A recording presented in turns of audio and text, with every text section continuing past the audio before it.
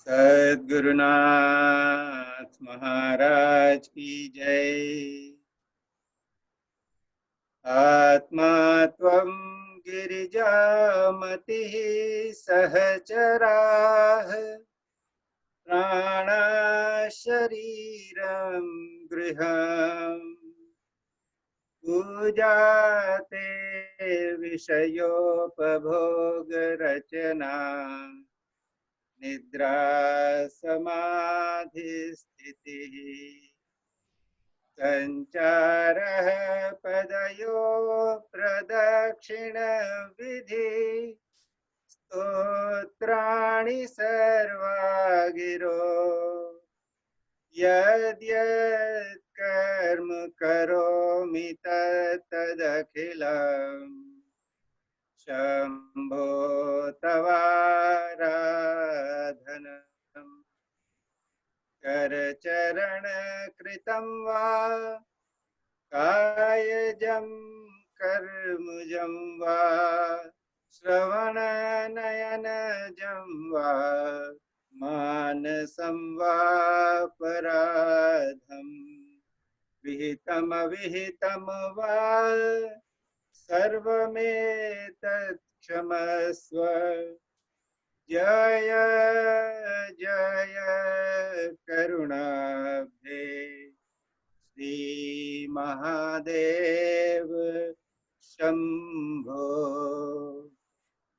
जय जय करुणाब्धे श्री महादेव शंभो।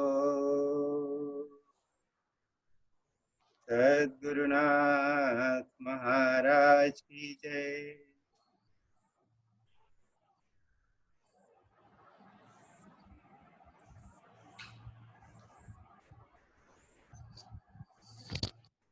आज के इस वेबिनार में आप सभी का बहुत प्रेम के साथ स्वागत है। ये वेबिनार क्या है? ये तो श्री गुरु का आयोजन है, क्योंकि हमने बहुत समय तक इसमें चर्चा की है किसी न किसी प्रकार से, और इसका एक जो असर देखने में मिला है कि अक्सर मैं सबसे पूछता रहता हूं कि भाई कुछ अनुभव हो तो बताइए। तो कुछ लोग तो बहुत चमत्कारिक अनुभव अपने बताते हैं, जिनको अनेक तरह से शक्ति के जागरण का अनुभव हुआ और भी दूसरी चीजों का अनुभव हुआ।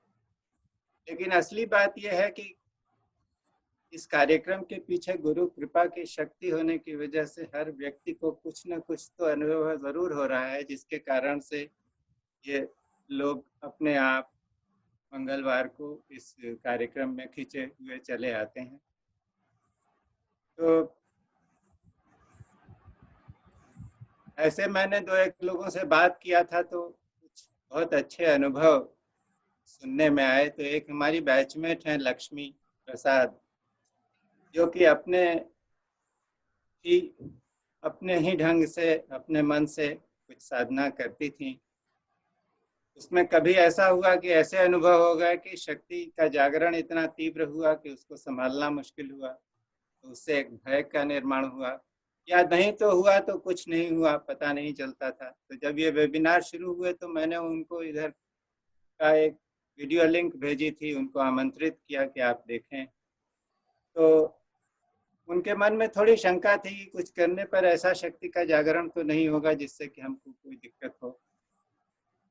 लेकिन हमने उनको ये विश्वास दिलाया कि देखो गुरु कृपा रहेगी तो सब कुछ बहुत आसानी से और बहुत सुनियोजित ढंग से होगा, और आपको जो भी अनुभव होंगे उसको अपने जीवन में उतारने का मौका मिलेगा।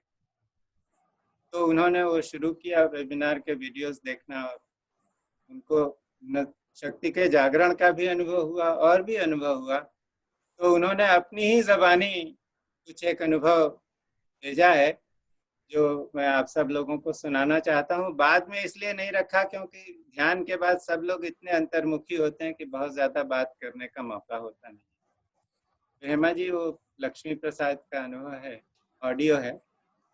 और वो बहुत ही संयत है। हमारी जो बैचमेट हैं वो बहुत संकोची जीव हैं, तो उनसे ये कहा था कि अपनी एक फोटो भेज दो ऑडियो के साथ में, तो उन्होंने कहा नहीं, उस ऑडियो से ही काम चला लेना। तो आप लोग उनकी आवाज सुनकर अभी संतोष कर लीजिए। सर आप मुझे थम्स अप दिखाइएगा अगर आपको आवाज सुनाई देगी तो ढंग ओके। से। या Hello, my name is Lakshmi Prasad. I have been practicing pranayam and mantra jap since the last several years, guided by the inner self. Of late, I had started feeling that my practice had become uninspiring and was not leading anywhere. So when Tuesday gatherings came around, I followed the weekly practice quite sincerely. The breakthrough came around 7 weeks ago when we were practicing the Chakradharana meditation on the 3 lower chakras. Much has happened since. Things like chakra awakening and being the witness, which were mere concepts, became an experience. Then when the day we had a session on Solibhai, I could sense his presence after the meditation was over. My rational mind was prone to think that this was imagination, but 2 days later, I saw the glory of the sun while chanting the Gayatri. All this has been assimilated with the mentoring of Gaur Bhai, who gave me the methods of maintaining the body harmony, because the body equilibrium did get disturbed with all these phenomena. So now there is a constant, almost constant flow of energy, better acceptance of things as they come, and in general, an aura of peace and positivity. Thank you, Hema. And thank you, Lakshmi, because I thought it would be important for everybody to hear your experience. And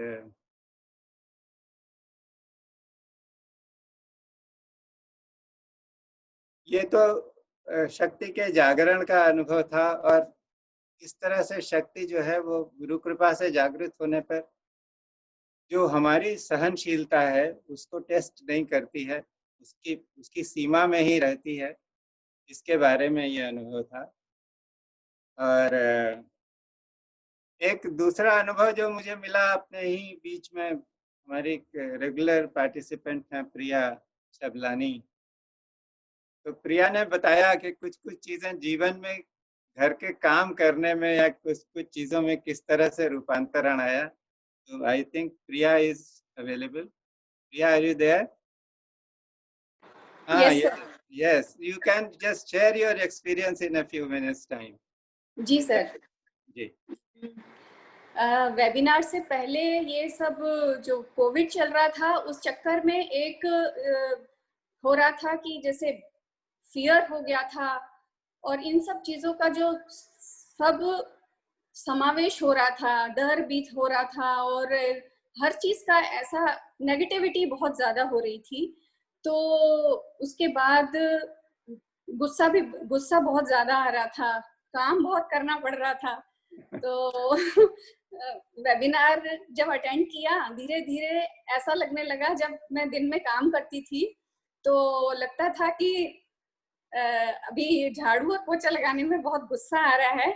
और फिर उसके बाद लगा, एक thought आया कि यही जब हम मंदिर में जाते हैं, गुरुद्वारे में जाते हैं, तब हम लोगों से मतलब देखते हैं कि कहीं झाड़ू मिल जाए तो हम लगा लें, सेवा कर लें और पोछा भी लगा लें, और शिद्दत से करते हैं सब।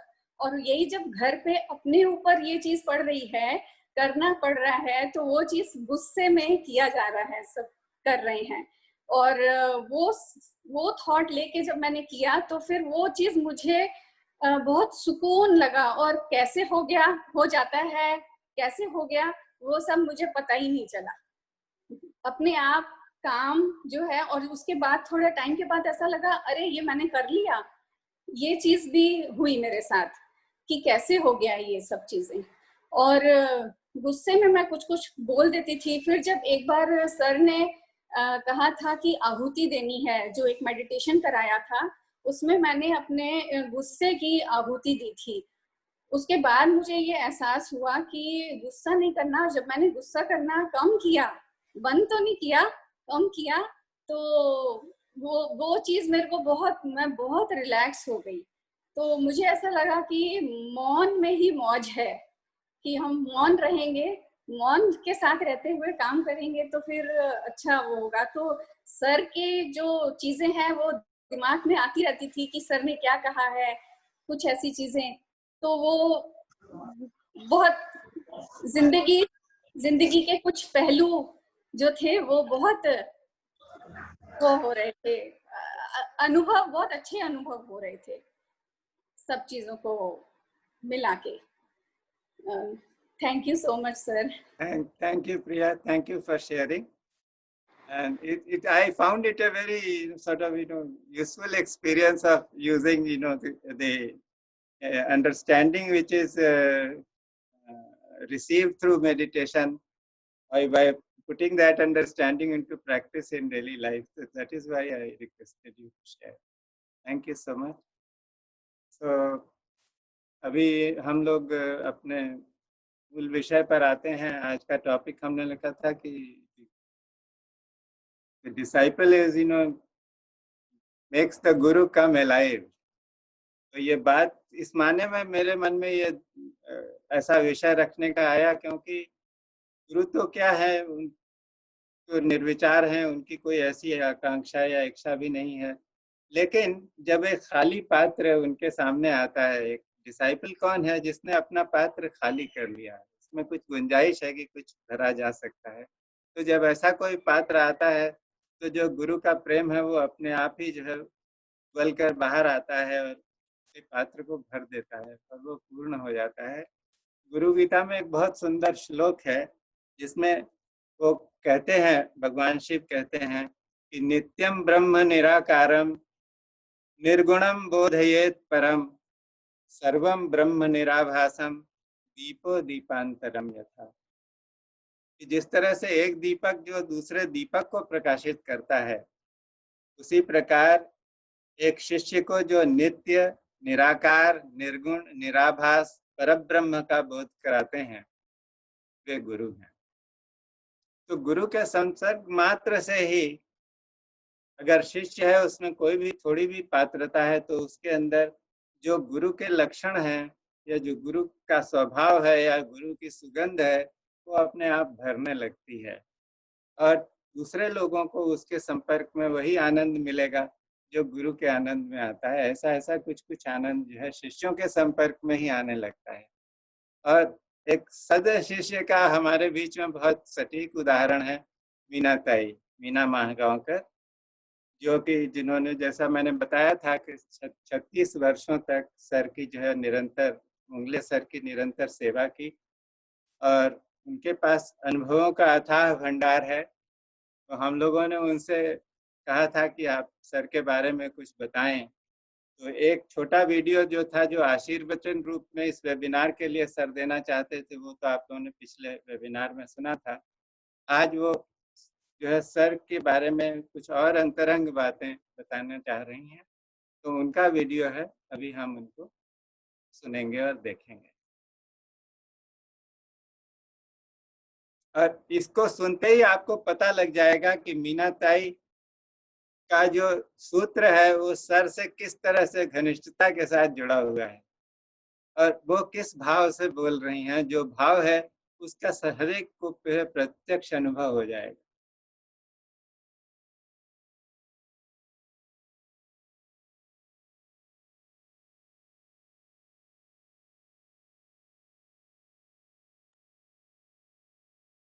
नित्यं विमलमचनं सर्वधि साक्षिभूतं भावातीतं त्रिगुणरहितं सद्गुरुं तं नमामि। शाश्वत और सनातन गुरुपीठ भगवान दत्तात्रेय इस मार्ग के सभी सिद्ध साक्षात्कारी सिद्ध पुरुष हृदयस्थ सद्गुरु डॉक्टर गुरुनाथ विश्वनाथ मुंगल, इस मार्ग के मार्गदर्शक गौर साहब और इस मार्ग पर चलने वाले आप सभी उत्सुक जन, आप सबको सर्वप्रथम मेरा प्रणाम।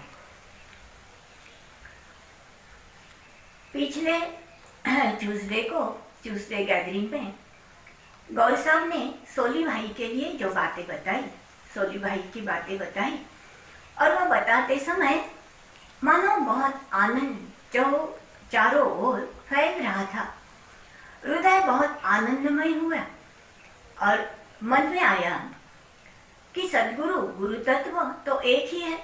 कभी वो सोली भाई का रूप लेता है तो कभी गुरुनाथ मुंगलेसर का रूप लेता है, और किसी ही रूप में वो गुरु तत्व सदैव प्रकाशमान रहता है अपने साधकों के लिए, और उनको इस मार्ग पर चलने के लिए, अधिकारी बनाने के लिए वो गुरु तत्व सदैव मार्गदर्शक बनकर ही रहता है।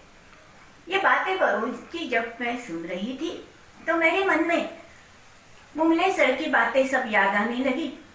वैसे मेरा और उनका साथ 36 बरस का, मैं 24 बरस की थी, और उस समय मैं गुरुवार का व्रत रखती थी। तो हमारे कोल्हापुर में एक मठी है, स्वामी श्री कृष्ण सरस्वती स्वामी जी की। तो उस मठी में हम दर्शन के लिए जा रहे थे, और सर साहब वो मठी से दर्शन लेकर आ रहे थे, और पहली मुलाकात हमारी वहां हुई रास्ते में। तो बस उन्हें देखते ही ऐसा लगा, वैसे हम सभी को ये पता है, मालूम है, और हमारे सबकी ये अनुभूति भी है कि सब कुछ होते हुए भी मन में एक कमी सी रहती है। सब कुछ होता है, लोग तो कहते हैं अरे तुम्हारे पास तो सब कुछ है, तो क्यों खेद है, लेकिन हमें अपने को पता रहता है कि हृदय में कुछ कमी सी लगती है, और जब हमें वो कमी जो रहती है वो कमी सताती है। सब कुछ होते हुए भी ऐसा लगता है कि कुछ सूना सूनापन है, कुछ खाली जगह है, और जब सद्गुरु मिलते हैं तो मानो ऐसे लगता है वो खाली जगह भर गई है। ऐसे लगता है कि बस इसी का तो इंतजार था हमें जीवन में, और वैसे ही मुझे उसी दिन लगा कि बस मेरा सूनापन खत्म हो गया, और इसी का जीवन में हमें इंतजार था। बस उसी समय से मैं उनके यहाँ जाती रही। सद्गुरुनाथ महाराज की एक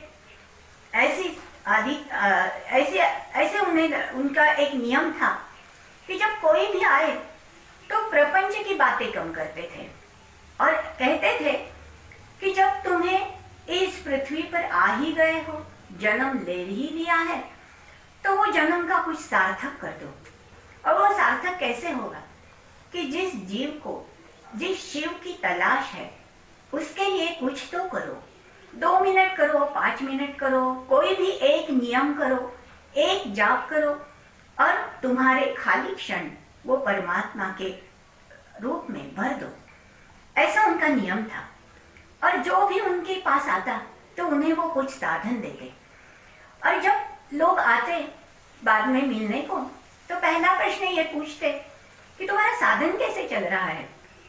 तो कभी कभी हम झूठ भी बोलते, तो कहते हाँ हाँ अच्छा चल रहा है, तो वो बहुत डांटते और कहते क्यों झूठ क्यों बोल रहे हो, मुझे मालूम है आपका साधन कैसे चल रहा है, वो उसी दिन आपने नहीं किया था, वो अमुक अमुक दिन हो, आपको तो बहुत बहुत सताता था, कोई विषय आपका प्रपंच का सताता था, आपने ठीक से नहीं किया है आपने, और कभी कभी तो आपने इतना अच्छा किया है कि वो तुम्हारी फाइल सद्गुरुनाथ महाराज ने मुझे दे दी है। तो झूठ बोलने की भी तो नहीं, हमारी शामत ही नहीं होती थी उनके सामने।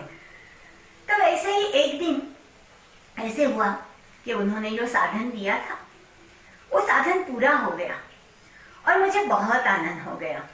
कभी कभी क्या होता था कि प्रपंच में व्यस्त, नौकरी भी करनी थी, प्रपंच का कामकाज भी था, बच्चियां भी थी, तो बस कभी कभी हमें समय नहीं मिलता, वो साधन में कुछ गड़बड़ हो जाती तो अक्सर वो डांटते थे हमें।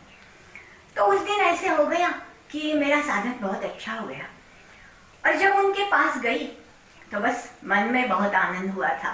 कि आज जब वो पूछेंगे कि तुम्हारा साधन कैसे हुआ, तो मैं बता सकती हूँ कि आज मेरा साधन हो गया और बहुत अच्छा हो गया। तो मेरे मन से वो साधन बहुत अच्छा हो गया था। तो मैं दौड़कर उनके पास जब गई तो उन्होंने कुछ पूछने से पहले ही मैंने उन्हें बता दिया कि सर साहब आज हमारा साधन पूरा हो गया। और जैसे ही ये बात मेरी खत्म हुई तो उन्होंने मेरी तरफ देखा। पहले मुझे लगा कि बस अब शाबाशी मिल जाएगी, लेकिन जिस तरह से उन्होंने मेरी ओर देखा तो मैं घबरा गई। मुझे ये पता हुआ कि हमसे गलती हो गई। तो वो बोले, हाँ हो गया साधन, बहुत अच्छा हुआ, अब दिन भर इधर उधर उछलती रहो क्योंकि ये पूरा हो गया। अब दिन में कोई करने की बात ही नहीं रही तुम्हें, बस पूरा हो गया साधन, जाओ अब दिन भर कुछ भी कर दो, कुछ भी मजे ले लो दिन के। तो मैं बहुत नर्वस हो गई। मैंने कहा नहीं ऐसा तो नहीं है। और मुझे मेरी ये निराशा देखकर वो परम कृपालु प्रेममय सद्गुरुनाथ बोले कि अरे मैंने ये क्यों डांटा, तुम्हें मालूम है साधन कभी पूरा नहीं होता। तुमने पढ़ा है ना, गुरुदेव रानड़े भी कहते हैं कि परमात्मा का ये विश्वविद्यालय है और उस विश्वविद्यालय में हर एक को अंतिम सांस तक स्टूडेंट ही रहना पड़ता है। ये प्रोसेस है, ये कभी पूरी नहीं होती। तुम्हारे अंतिम सांस तक ये साधन चला रहता है। अक्सर ये गलती हो जाती है कि पूजा पाठ हम तो कर लेते हैं और पूजा पाठ होते ही ऐसे हो जाता है कि वो परमात्मा एक तरफ और हम दूसरी तरफ हो जाते हैं। और साधक को ऐसे नहीं करना चाहिए। साधक को 24 घंटे साधक ही रहना चाहिए। और साधना में जब तुम जो पूजा पाठ तुम्हारा हो जाता है तो दिन भर जब तुम उसका चिंतन करोगे, वही मन में तुम्हारे रहेगा, तो तुम्हारी आदतें बदल जाएगी और तुम्हें पूरे दिन भर एक एक पल के लिए वो परमात्मा का एहसास हमेशा तुम्हारे साथ रहेगा। यही साधन है, यही उपासना है। साधक को 24 घंटे साधक ही रहना चाहिए। उन्होंने इतने प्यार से कहा और अक्सर वो हमें ऐसे ही बताते थे कि अगर पानी भी पीना है तो झट से गिलास भर दिया, पट से पानी पिया और वो बाकी का छूटा पानी फेंक दिया। ऐसा पानी मत पिया करो, तुम साधक हो, जितना चाहिए उतना ही पानी ले लो और उतना ही पियो, बस शांत से और आवाज न करते हुए वो गिलास वही रखना। जब तुम चलते हो तो वो फटक फटक पैर की आवाज करके मत चलना। जब किसी चीज लेते हो तो उसे ठुकराना मत, उसे फेंकना मत। तुम साधक हो। ऐसे हर बार बहुत स्वच्छता उन्हें बहुत अच्छी लगती थी और वो कहते थे कि तुम्हारी ये अच्छी आदतें और स्वच्छता ये भी भगवान का ही रूप है। वो ही परमात्मा, वो उसका आनंद भी देता है और परमात्मा का एक अंश इसमें भी छिपा हुआ है। ऐसे हर बार वो हमें बताते थे। सदगुरु साहब के यहाँ तो बहुत लोग आते थे और आते ही जब भी कभी उन्हें तो वो तो किसी से नहीं कहते कि तुम मुझ पर भरोसा रखो, तुम विश्वास रखो। जैसे जो भी आते थे अपने मन की बातें कर देते थे।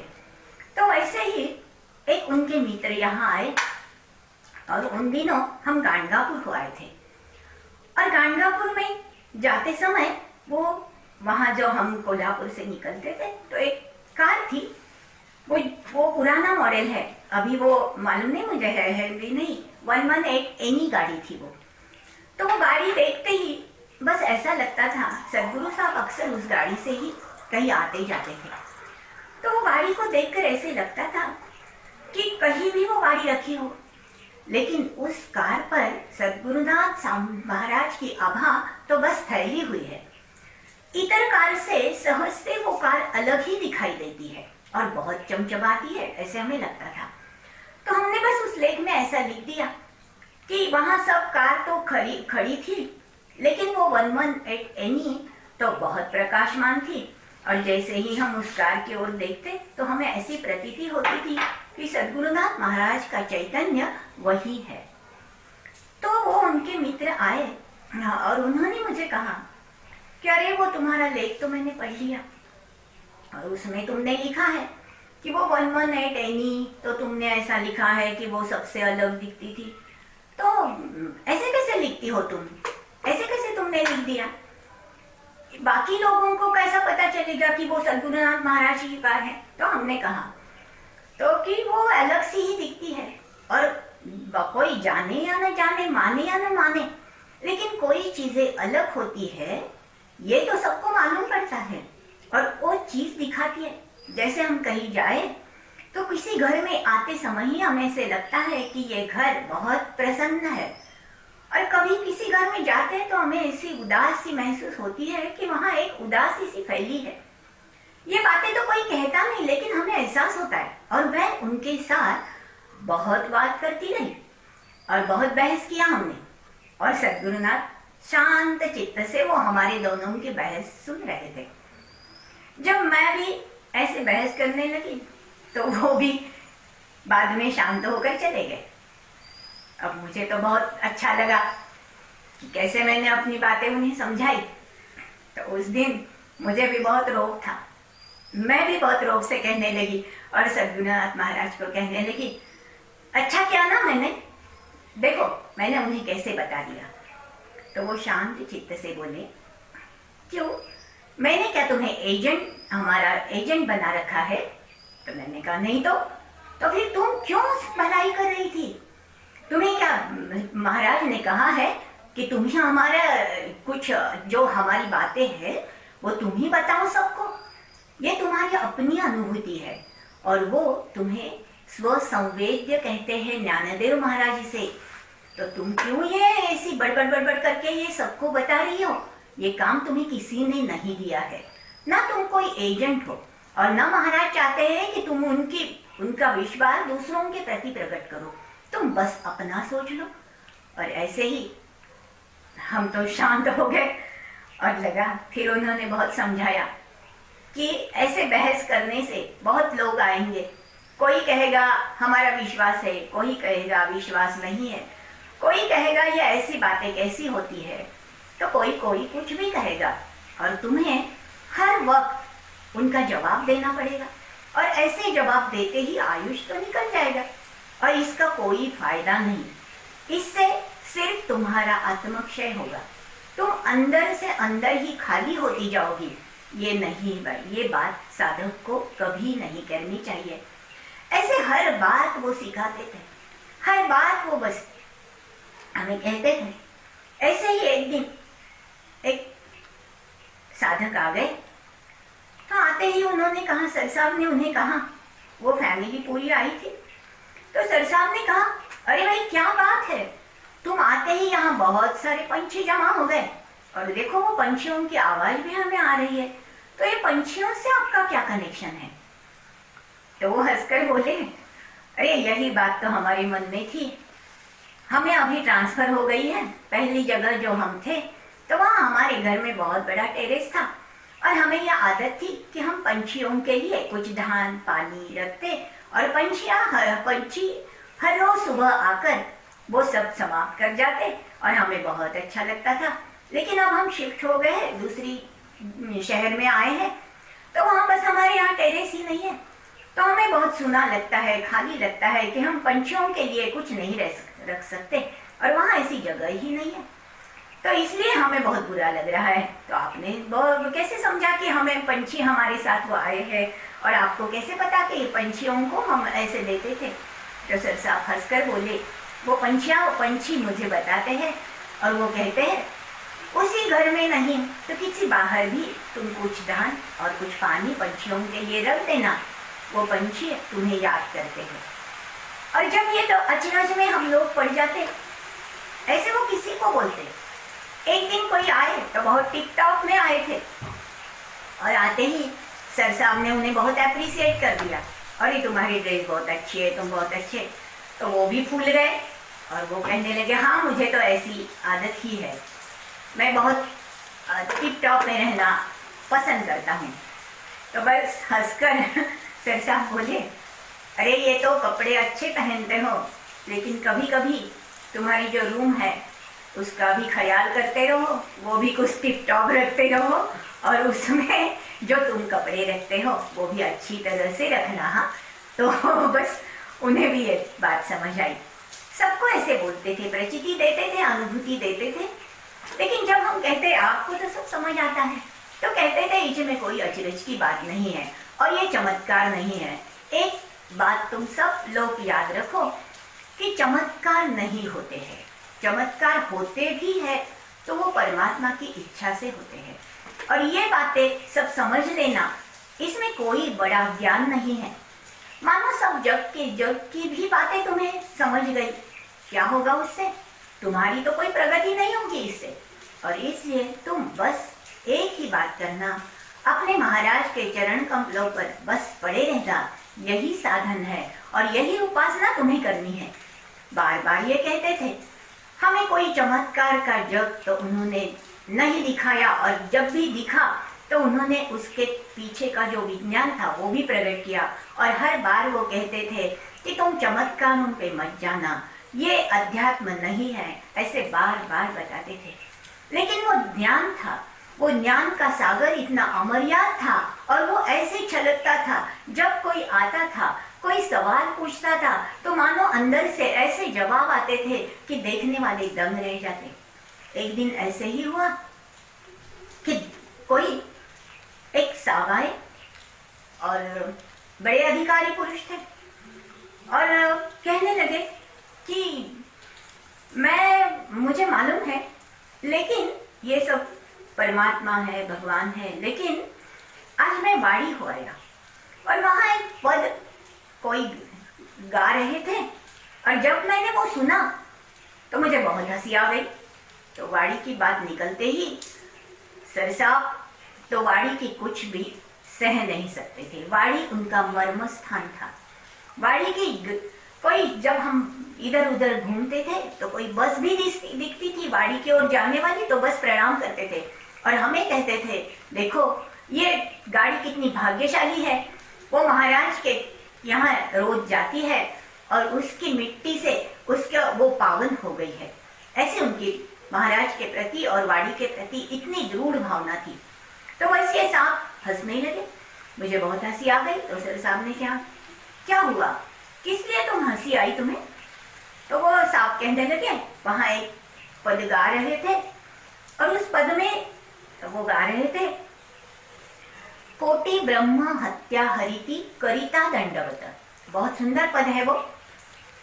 कोटि ब्रह्म हत्या हरति करिता दंडवत, लोटांगण घालता मोक्ष लागे पायासी, धन्य धन्य हो प्रदक्षिणा सद्गुरुरायाची, झाली त्वरा सुरवरा विमान उतरायाची।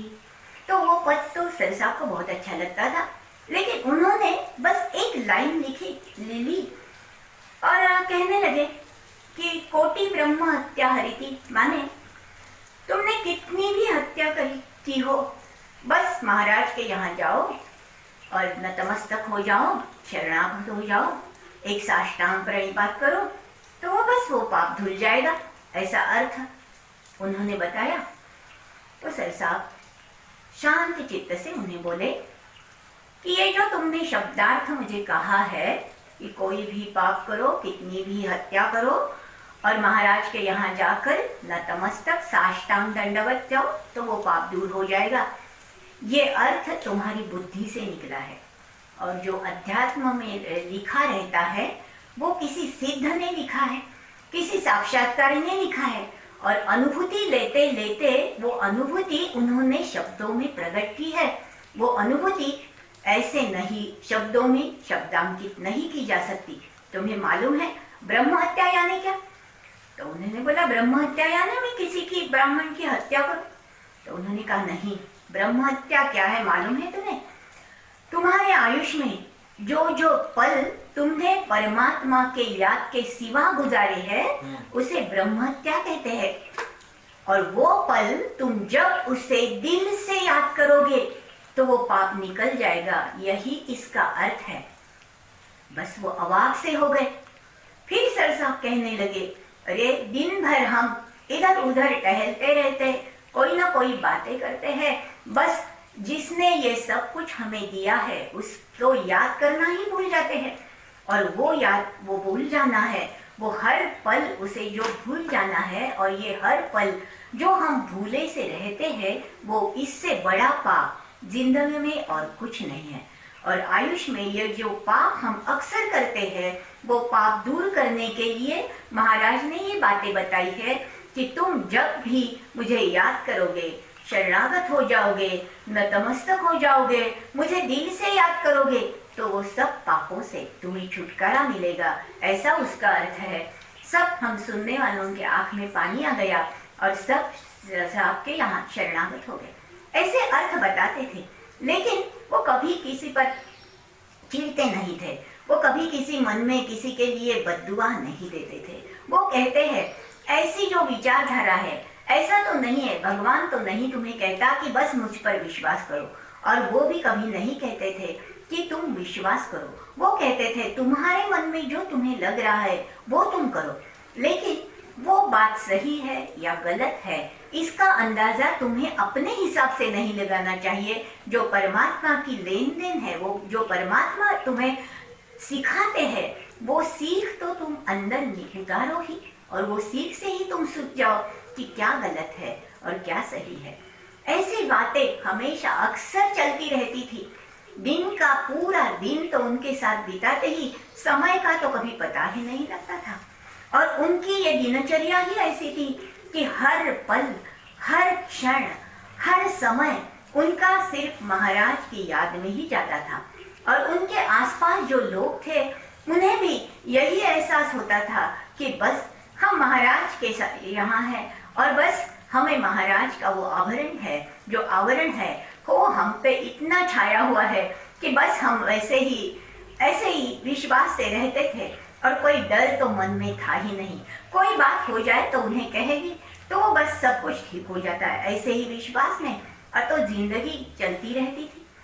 ऐसे ही भागवत पढ़ते थे हम लोग, तो भागवत पढ़ते थे तो पढ़ते पढ़ते वो बड़े ध्यान से सुनते थे, और भागवत पढ़ते पढ़ते ऐसे भी हो जाते थे। हम बहुत मजे करते थे वहाँ। ऐसा कोई नहीं था कि बस अध्यात्म करना है तो गंभीर और चेहरा ऐसे करके बैठो, ऐसा नहीं था। वो तो बहुत हंसी मजाक करते थे, और हम भी, हमारी मर्यादा हमें मालूम थी, फिर भी एक प्यार का और एक विश्वास का और एक ऐसा उनके साथ नाता था कि हम लोग भी बहुत मजे करते थे। और दंगे जैसे स्कूल में करते हैं ना छात्र, तो वैसे हम भी लोग करते थे। मानो वो हमारा विश्वविद्यालय था और वो हमारे प्रोफेसर थे, प्राचार्य थे, और हम लोग बस ऐसे ही मजे करते थे। तो बस भागवत पढ़ते पढ़ते उसमें क्या था कि शुकदेव परीक्षित को कहते थे, परीक्षित ऐसा है, परीक्षित परीक्षित। तो मेरे मन में ऐसा आया, मैं पढ़ती थी और वो सुनते थे, तो मेरे मन में ऐसा आया कि ये हर बार ये परीक्षित परीक्षित परीक्षित क्यों कहना। तो मैंने क्या किया, मैंने वो परीक्षित शब्द ही वो ऐसा वो शब्द ड्रॉप किया, और वो शब्द न उच्चारते मैं अगला पढ़ने लगी। तो ऐसे 2-3 बार मैंने वो शब्द है वो बस ड्रॉप कर दिया, और वो सुनते थे और उन्होंने मुझे ठहराया, बस क्या तुम्हें पढ़ने में कोई दिक्कत है? तो मैंने कहा नहीं, तो बस तुम्हें अच्छा नहीं लग रहा है? तो मैंने कहा नहीं, तो बहुत अच्छी हूँ मैं। तो उन्होंने क्या तुम बोर हो गई हो पढ़ते पढ़ते? तो हमने कहा नहीं, हम तो पढ़ते ही हैं, तो बस पूरा क्यों नहीं पढ़ती? तो मैंने कहा मैं पूरा ही पढ़ती हूँ। तो उन्होंने कहा ऐसे नहीं, तुम पूरा नहीं पढ़ती, तुम ये परीक्षित शब्द क्यों नहीं उच्चार रही हो? तो मैंने कहा सर साहब हर बार ही परीक्षित परीक्षित रहते हैं, तो हमने वो नहीं, परीक्षित से ही तो कह रहे हैं, ये तो हमें पता है ना। तो उन्होंने देखा और कहा ऐसा नहीं करते, जब हम भागवत पढ़ते हैं तो कोई भी शब्द हमें टाल नहीं देना चाहिए। तुम्हें मालूम है वो हर बार परीक्षित क्यों पुकार रहे हैं, हर बार वो परीक्षित परीक्षित क्यों कह रहे हैं? मुझे पता है कि तुम्हें तुम्हारा कहना भी सही है कि वो परीक्षित से ही कह रहे हैं, लेकिन फिर भी हर बार वो जो नाम उच्चारते हैं वो उस नाम उच्चारने का हेतु क्या है, तो हर बार जब वो उसे परीक्षित को पुकारते हैं तो उसका जो चित्त है, उसका जो मन है, वो अपनी ओर खींच लेते हैं। और जब वो परीक्षित पुकारते हैं तो उसका मृत्यु का डर वो दूर कर देते हैं। जब हर बार वो परीक्षित पुकारते हैं तो हर बार वो परीक्षित के मन का स्तर अपनी ऊंचाई पर ले जाने की कोशिश करते हैं। हर बार वो परीक्षित को अमृतमय बनाना चाहते हैं, इसीलिए हर बार वो परीक्षित पुकारते हैं। बस हम तो शरणागत हो गए और हमने कहा बस हमसे गलती हो गई, और फिर कभी हमने जो भी कौन सा भी शब्द था तो हमने कभी टाला नहीं, लेकिन वो बड़े प्यार से समझाते थे। और हर बार ऐसा होता था, जब कभी कोई आता था तो बस ऐसे ही ज्ञान की वार्ता चलती रहती थी और उसमें सब लोग खो ही जाते थे। न कभी हमें समय का पता चलता था, न किसी को कोई काम था तो याद रहता था, लेकिन वो तो बड़े सजग थे। वो कहते थे जो भी बात तुम करो, अध्यात्म का मतलब ऐसा ही नहीं तुम सब अपने काम टाल दो और हमारे यहाँ बैठ जाओ और महाराज सब संभालेंगे, ऐसी करो, ऐसा नहीं है। जो कर्म तुम्हें दिया है वो तो तुम्हें करना ही है, और ऐसे करना है कि वो अच्छी तरह से करना, इतनी अच्छी तरह से करना कि बाकी सब लोग जो करते हैं उससे अलग और बहुत अच्छा तुम्हारा कर्म दिखे। वो कुछ भी हो, चाहे तुम चाय कर रही हो या तुम कुछ खाना बना रही हो या तुम कुछ वर्क कर रही हो बाहर का, या तुम कुछ ड्राइंग बना रहे हो, कुछ भी कर रहे हो, ऐसे करना। कौन सा भी काम हो ऐसे करना कि उसमें तुम्हारे अंदर से जो परमात्मा की प्रचिति है वो उसमें उतर जाए, ऐसा वो सब कहते थे। ऐसे ही एक दिन एक साहब थे और बहुत करीब थे, सर साहब के कोल्हापुर में ही थे, और जब दूसरे गांव में जाना पड़ा बस बहुत दुखी हो गए, ध्यान में मन नहीं लग रहा था। सर साहब को तो सब पता चलता था, और उस दिन वो ध्यान में बैठे, ध्यान तो नहीं लग रहा था और मन में बहुत दुख हुआ कि बस मैं तो इतना दूर हूं उनके। तो उन्होंने कहा, मन ही मन कहने लगे, आंखों से आंसू बहने लगे और मन ही मन कहने लगे, नहीं मुझसे ये कुछ नहीं होता, मुझे से ये ध्यान मान कुछ नहीं होता, और मैं इतनी दूर आपसे रह गया हूं तो बस मुझसे नहीं बनता। ऐसा उनका आक्रोश हो रहा था, और जब आंखें उनकी बंद हो गई तो उन्हें ऐसा लगा कि मानो सर साहब ने उन्हें गले लगा लिया है और वो उन्हें समझा रहे हैं और उन्हें कह रहे हैं कि देखो मैं तो तुम्हारे पास हूँ और तुम इतना दुख मत करो, मैं हूँ ना, तुम्हारा सब ठीक हो जाएगा। और ऐसी प्रतीति आते ही इतना सुंदर ध्यान उनका लग गया और शांत हो गए। तो बाद में उन्होंने ये अनुभव बताने के लिए सर साहब को फोन किया तो उन्हें कुछ बोलने से पहले ही सर साहब ने उन्हें बताया, क्यों रे ऐसे कहते हो, झूठे हो, तुम बहुत झूठे हो और हमें तो तुम बहुत सताते हो, क्योंकि इतना तो अच्छा ध्यान लगता है फिर भी आप हमें कहते हो हमसे कुछ नहीं बनता। तो बस वो हंसने लगे और सर साहब भी बहुत हंसने लगे। ऐसे बातें करते करते समय बीत रहा था, बहुत ही अनुभव है, कितने बताए, बस इतने हमारे हर दिन में, हर पल में, हर समय में उनके ही अनुभव समा गए हैं। जब हम घर से उनके यहाँ जाते थे तो ऐसे मार्ग में एक ऐसी गली थी, तो वो गली से ऐसे लोग रहते थे कि जिन्हें अपने पेट पालने के लिए कुछ बुरे काम करने पड़ते थे, जो समाज के लिए अच्छे नहीं थे। ऐसे काम करने वाले लोग वहां थे। तो उस गली से हम रोज गुजरते थे, लेकिन उस गली का एक वैशिष्ट्य था, उसमें बहुत अश्वत्थ वृक्ष थे, पीपल के वृक्ष थे, और एक तो वृक्ष इतना बड़ा था और इतना सुंदर था, तो हर रोज जाते समय हम अपने आप ही वहां झुक जाते। ऐसे लगता था कि मानो कोई घर का ऐसा आदमी है, बूढ़ा आदमी है और बहुत ऋषितुल्य आदमी है, जिन्होंने सब अपना परिवार खड़ा कर दिया है और वो परिवार का आधार है, ऐसा आदमी, ऋषितुल्य आदमी, वहां बस कुर्सी पर बैठा है आराम से और सब और देख रहा है कि देखो हमारे बच्चे कैसे उछल पुछल करते हैं, ये स्त्रियां कैसे काम करती है, ये कैसे हो रहा है, ऐसा मानो देखते हैं, ऐसी ही प्रतीति होती थी। कुछ मौसम में उसके पत्ते झड़ जाते, फिर 2-3 दिन के बाद ही उसमें छोटी छोटी ऐसी पर्ण की छोटी ऐसी कलियां खिलती, तो बहुत सुंदर लगता था वो वृक्ष। और मैं हर बार सर साहब से उस वृक्ष का जिक्र करती थी कि मुझे वो बहुत अच्छा लगता है। लेकिन एक दिन मेरे मन में ऐसे आ गया कि हमें तो ऐसे लगता है कि ये ऋषितुल्य वृक्ष यहाँ बैठा है और इधर उधर देख रहा है, अपना संसार देख रहा है, लेकिन इस गली में न जाने उसे क्या क्या देखना पड़ता है। और मैं दुखी हो गई। मुझे कहा ये तो अश्वत्थ वृक्ष, इसे तो हम देवता समान कहते हैं, ये देव वृक्ष ही कहते हैं उसे, तो इस वृक्ष को ये क्यों सहना पड़ता है? जो हम नहीं देख पाते, जो नहीं सह पाते, वो उसे हर रोज सहना पड़ता है, ऐसा क्यों होता है? तो मैंने सर साहब से पूछा कि मुझे बहुत दुख हो रहा है। तो उन्होंने कहा तो किस बात का? तो मैंने कहा कि इतना सुंदर वृक्ष है, लेकिन न जाने वो क्या क्या सहता होगा, उसे तो बहुत बुरा लगता होगा, दुख होता होगा। तो उन्होंने कहा ऐसा नहीं है, ये तुम्हारी सोचने की बात है और परमात्मा की सोच तुमसे अलग ही है। परमात्मा की सोच क्या है मालूम है तुम्हें? वहां जो लोग रहते हैं उनको शायद वक्त नहीं मिलता, बस अपनी समस्या पूरी करने के लिए ही उन्हें दिन रात काम करना पड़ता है। तो भला वो भगवान के लिए कैसा अपना समय दे सकते हैं? लेकिन भगवान ऐसा है कि उसके पास का जो तराजू है वहाँ सबके लिए न्याय है, और उस तराजू का जो न्याय है वो न्याय वो अश्वत्थ वृक्ष के रूप में वहाँ खड़ा है।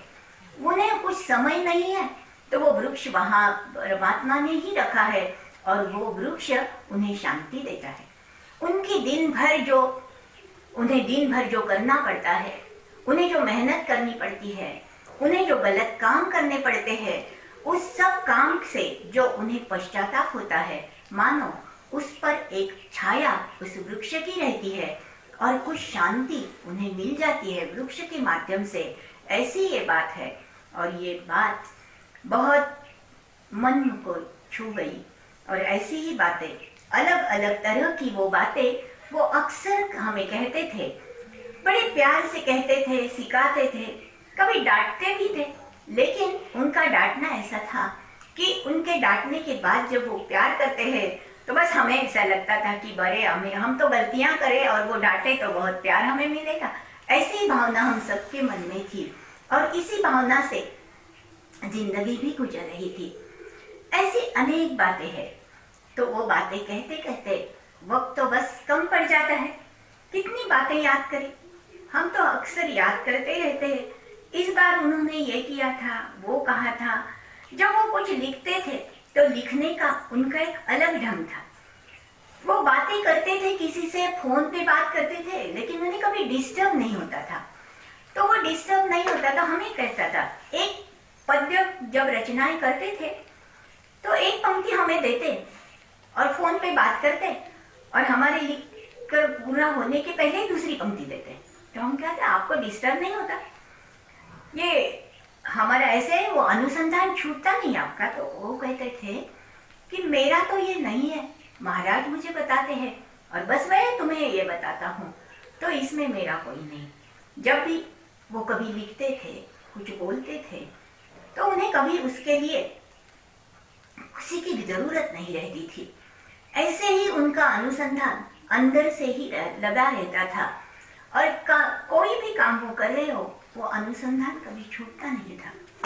और मानो हम ऐसे कह रहे थे कि ऐसा लगता था कि कोई भी बात वो कर रहे हो, कोई भी काम वो कर रहे हो, किसी के साथ भी वो बात करते रहे हो, अंदर से तो बस महाराज और वो, उनका एक अलग सा जग है, और उस जग में वो आनंद में रहते हैं। और उस जग की जो परछाइयाँ है वो हमें मिल जाती है, और उस परछाई में हमारा जीवन व्यतीत हो रहा है। ऐसे ही हमें ऐसी ही प्रतीति बहुत आती थी।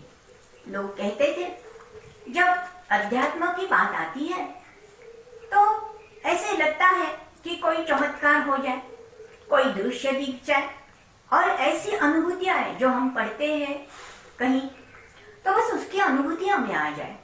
तो वो कहते थे तुम ऐसा मत करो, अध्यात्म ये कोई चमत्कार नहीं, और कोई भी फैंटेसी मन में लिए तुम साधना मत करना। तुम्हें मालूम है कि साधना अनुभव यानी प्रतीति क्या होती है? अनुभव ऐसा ही है कि उसका वास सदैव तुम्हारे पास रहे, इसको ही अनुभव कहते हैं। जब तुम्हें ऐसा मालूम होता है कि बस वो है, वो परमात्मा है, वो हमारे पास है और हम उसकी छाया में है, ऐसा जो मन में आता है वो सही अनुभव है और बाकी कोई अनुभव की जरूरत नहीं। अगर दत्त महाराज प्रत्यक्ष भी तुम्हारे सामने खड़े हो जाए तो फिर क्या होगा? कुछ पल के लिए बहुत बड़ा आनंद होगा, लेकिन उसके बाद तुम्हारी जिंदगी तो बस ऐसे ही चलती रहेगी और उसके बाद फिर विकल्प मन में उठाएंगे। यह अध्यात्म नहीं है। तुम सही सोचो कि क्या है, अनुभव क्या है, प्रतीति क्या है और अध्यात्म क्या है। इसका सही अर्थ ऐसे है कि तुम्हारे जीवन में जो जो बातें आती है, जो जो पल तुम व्यतीत कर रहे हो, जो जो काम तुम कर रहे हो, वो उसकी इच्छा से कर रहे हो। और इसका एक उदाहरण वो देते थे कि हमें ऐसे लगता है कोई वस्तु जब हमारे पास नहीं होती तो हमें ऐसे लगता है कि वो वस्तु नहीं है। अगर कोई वो नहीं है तो इसलिए हमें दुख हो रहा है। अगर वो वस्तु हमें मिल जाए तो हमें बहुत आनंद होगा। और हम ऐसे ही वस्तु अपने पास जमा करते हैं और एक दिन हमें मालूम होता है कि बस इसके लिए तो हमने जीवन में बड़ा अट्टहास किया, लेकिन ये वस्तुएं हमें उतना आनंद नहीं देती जितना हम चाहते थे। और यही इससे जो खालीपन आता है वो तुम्हें बहुत सताता है और तुम्हें ऐसे नहीं, सबकी ऐसी ही हालत होती है। तो वो कहते हैं तुम्हें मालूम है अध्यात्म यानी क्या है, अनुभव क्या होता है? तुम्हें ऐसा अंदर से ही आनंद होता है कि जिसका कोई स्रोत नहीं है, तुम्हें मालूम नहीं उसका स्रोत कहाँ है।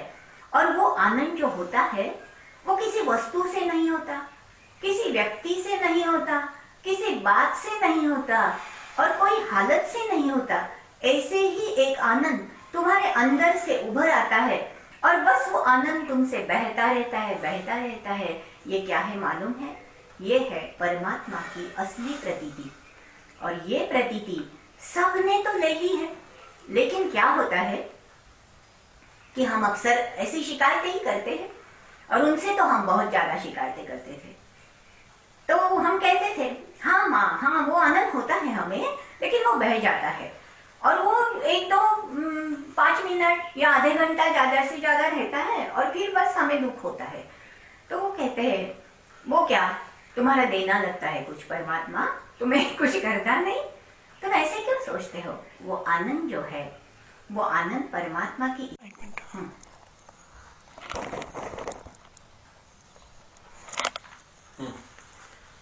जब हम ऐसी शिकायतें करते तो वो कहते हैं वो आनंद भगवान की देन है और जो आनंद अंदर से ही उछलता आता है तो वो आनंद बह भी जाता है और ऐसे वो तुम्हारे बस की बात नहीं है।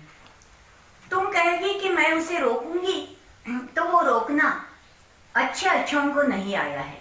जब वो आनंद अंदर से आता है तो इतने जोर से आता है कि तुम्हारे आजू बाजू जो सब चीजें होती है वो चीजें उस आनंद में समा जाती है।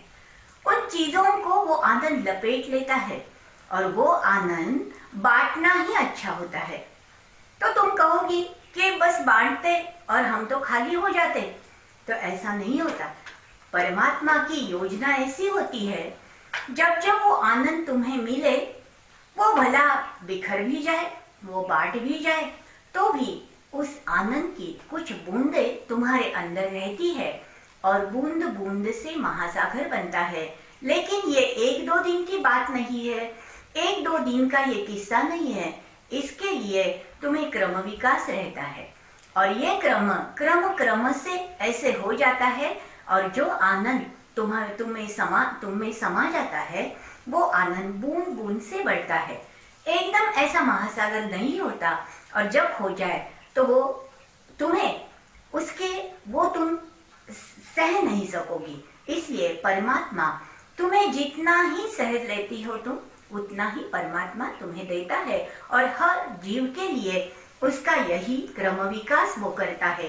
एक दिन में सिद्ध बन नहीं जाता, एक दिन में साक्षात्कारी नहीं होता।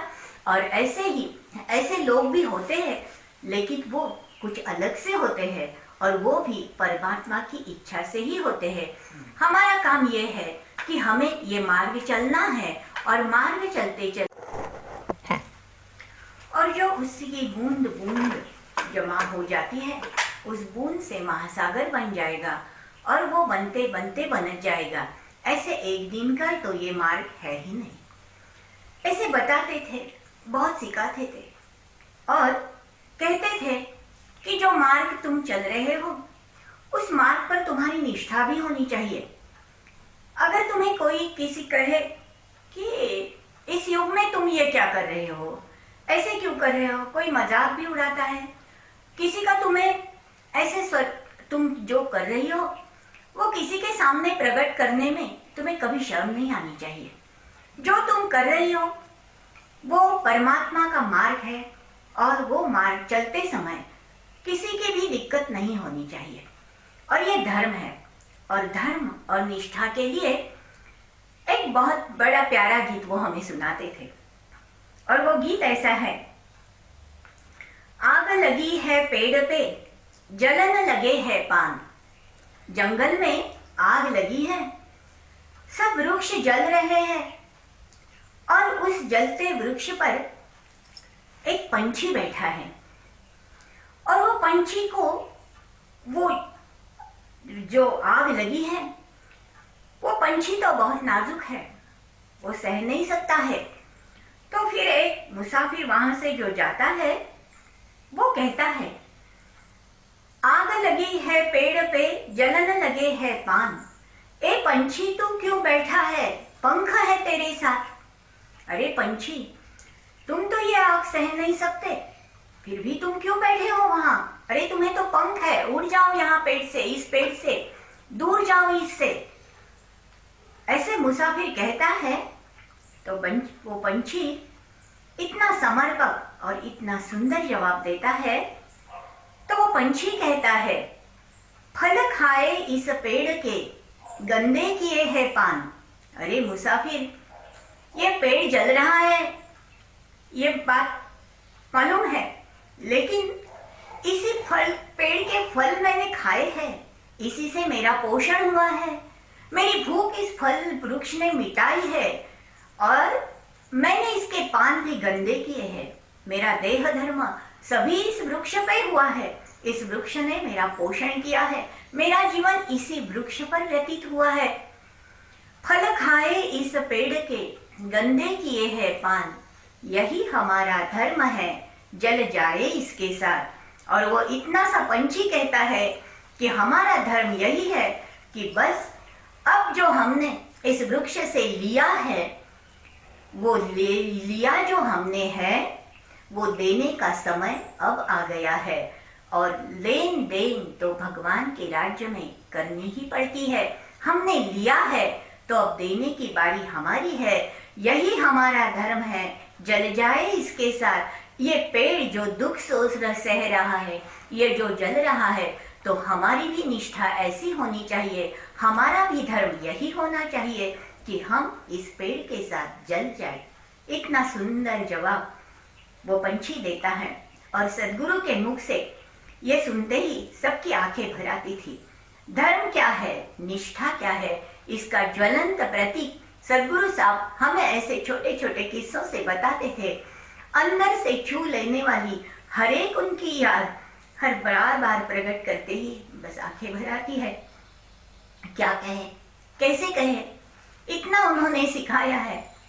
वो तो ज्ञान का महासागर थे, बस हमारी ही झोली इतनी ऐसी कम है कि हम नहीं बता सकते। जो कुछ उनके पास था वो हमारी मर्यादा के अनुसार इतना सा कुछ हमने लिया है, लेकिन वो महासागर की एक बूंद भी नहीं।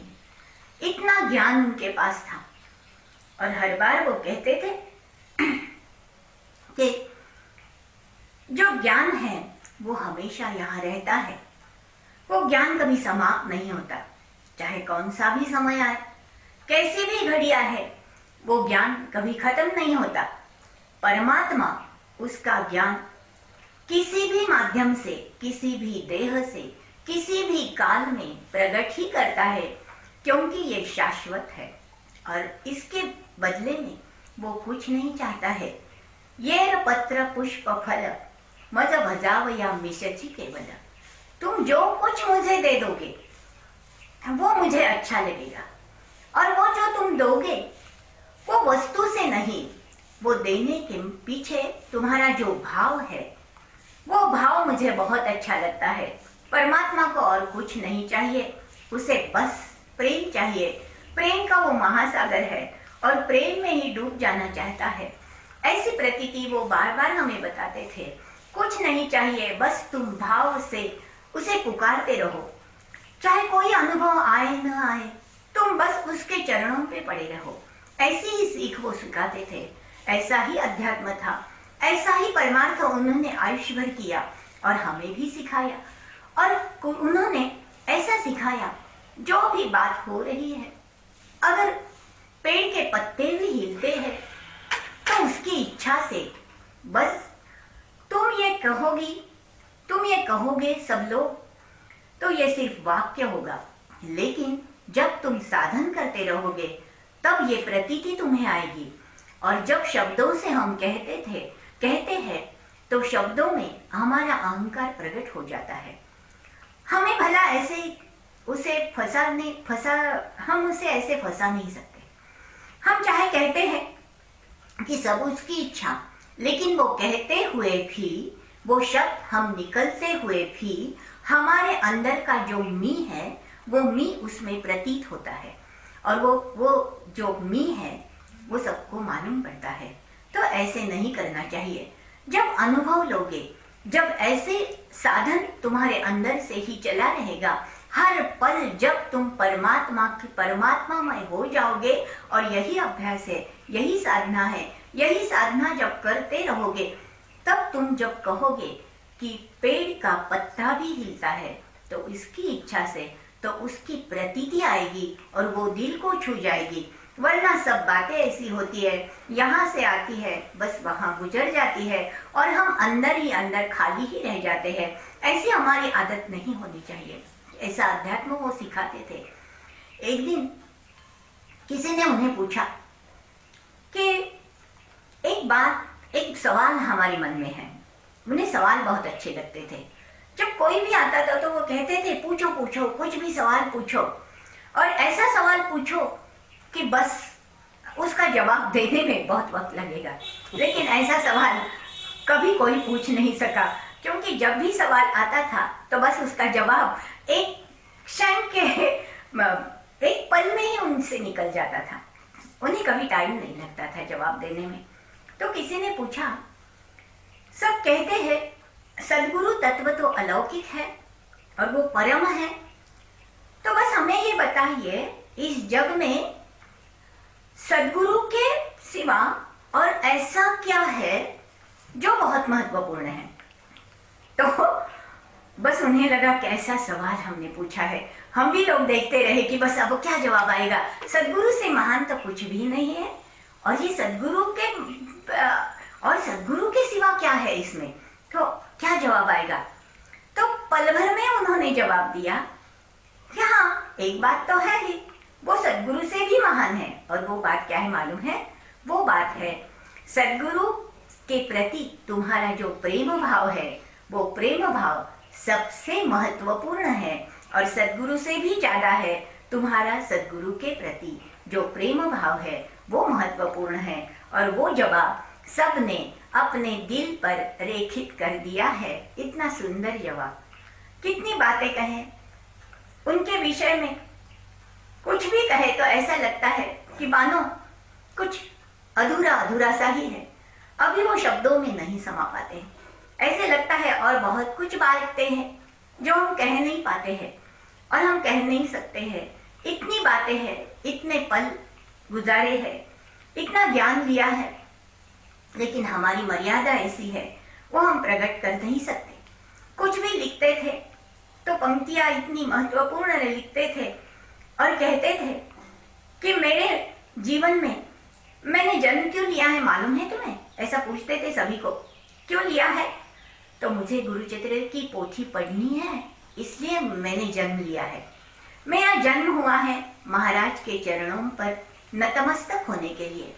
मैंने जन्म लिया है श्री गुरुचरित्र पढ़ने के लिए और मैं हूँ महाराज का शरणागत। मेरा जो जीवन है वो है उनकी इच्छा, और उनकी इच्छा से मैंने जो कुछ किया है मैंने नहीं किया, जो उनकी इच्छा से हुआ है। और जब उन्होंने अपना आत्मचरित्र लिखा तो उसका भी नाम उन्होंने दे दिया ईश्वर इच्छा। ईश्वर इच्छा माने जो भी जीवन बिताया है उसमें मेरा कुछ नहीं, जो सब है वो सद्गुरुनाथ महाराज का है। ऐसा उनका महाराज के प्रति इतने शरणागत थे तो कभी भी अहंकार उन्हें छूता नहीं था। ऐसी उनकी एक रचना है, बहुत प्रिय है मुझे वो रचना। उन्होंने एक रात उन्हें महाराज के चरण कमल दिखाई दिए थे और रात भर वो महाराज के चरण कमल का दर्शन लेते रहे। और इतने सुंदर सुकोमल चरण कमल, उन्होंने वर्णन भी किया है, बहुत अच्छा वर्णन है, कभी मैं सुनाऊंगी आपको। तो बस उसकी 2 पंक्तियां अभी सुनाती हूँ। उन्होंने पहले महाराज के चरण कमल का बहुत वर्णन किया, इतने सुंदर सुकोमल और इतने तेजस्वी, इतने चैतन्यपूर्ण वो चरण कमल है। वो हमें संसार में कैसा जीना है वो सिखाते हैं। और अंत में वो कहते हैं, अगा वाडीच्या दत्ता तुझीच आहे सर्व सत्ता, तूच माझी मालमत्ता असता मजला काय होणे। अगा वाडीच्या दत्ता, वो कहते हैं वाड़ी के महाराज को पुकारते हैं और कहते हैं, इस जग पर, ये जग जिसकी सत्ता से चल रहा है वो बस आप ही है।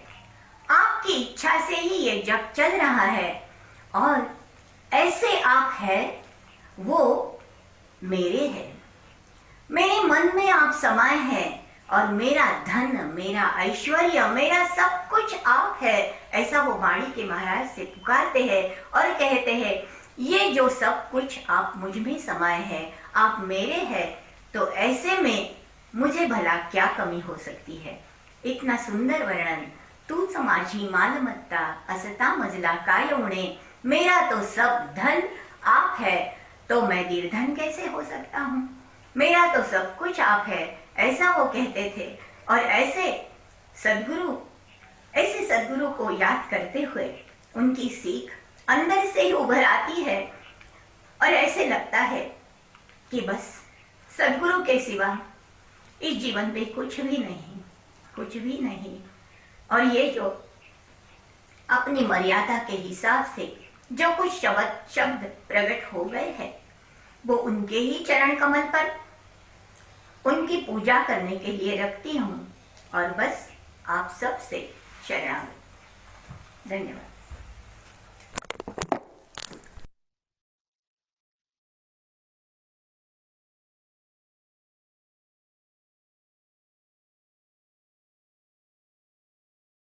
बहुत बहुत धन्यवाद मीना ताई को, इतना भावपूर्ण ढंग से उन्होंने सर के बारे में बताया। और गुरु गीता में ऐसा कहा गया है कि स्वदेशिकस्यैव शरीर चिंतनम भवेदनन्तस्य शिवस्य चिंतनम, स्वदेशिकस्यैव च नाम कीर्तनम भवेदनन्तस्य शिवस्य कीर्तनम। कि श्री गुरु के शरीर का वर्णन ईश्वर का वर्णन है, उनके नाम का कीर्तन या उनकी महिमा के बारे में बताना, ये भगवान की महिमा के बारे में ही बताना है। और जितने भावपूर्ण ढंग से मीनाताई ने सर के बारे में बताया है, उनकी महानता के बारे में, उनकी दृष्टि के बारे में, बहुत ही सुंदर है और इसको शब्दों में व्यक्त करना मुश्किल है। मुझे खुद अपने जो सर के साथ मेरा संसर्ग था, उसमें कुछ कुछ बातें याद आईं जो बहुत गहराई से याद आई। जैसे सर हमेशा बोलते थे मुझे कि मैं रात में जो साधना करता हूँ तो बस ये धारणा होती है कि मेरा सिर जो है वो महाराज के चरणों में रखा हुआ है और रात ऐसे ही बीत जाती। और उनका यही साधना है और क्या है, ये समर्पण ही साधना है। और दूसरी बात जो हमेशा सब बताते थे कि ये जो साधना का मार्ग है, ये तो अंतिम श्वास तक चलना चाहिए। कभी भी ऐसा नहीं होता कि इसमें टूट जाए या कोई ब्रेक हो जाए। और मुझे कभी-कभी ऐसा होता था कि मुझे लगता था कि कोई मेरी साधना में व्यवधान है, मैं नहीं कर रहा हूँ, ये नहीं कर रहा हूँ। लेकिन जब उनके पास जाते थे, बात करते थे कुछ, तो वो कहते थे नहीं, ये परिवर्तन तो हुआ है, ये तुमको अनुभूति आ रही है अंदर से। तो लगता था कि कहीं एक अंदर तार है जो बंधा हुआ है ईश्वर के साथ या किसी जो परम तत्व है उसके साथ, जिससे कुछ परिवर्तन हो रहा है। तो ऐसा एक आश्वासन मिल जाता था।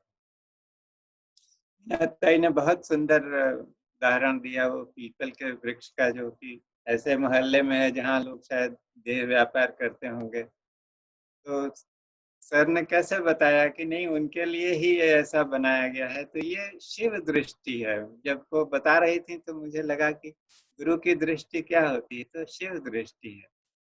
तो ईश्वर की दृष्टि से ही सब कुछ देख रहा है, सब कुछ परखता है।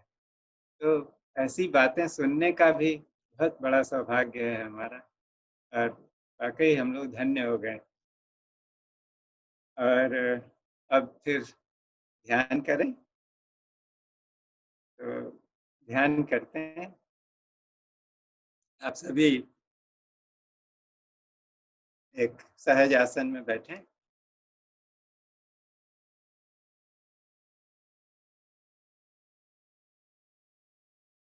शरीर का संतुलन देख लें, शरीर पूरी तरह से संतुलित होना चाहिए। रीढ़ की हड्डी जहाँ तक संभव हो सीधी हो।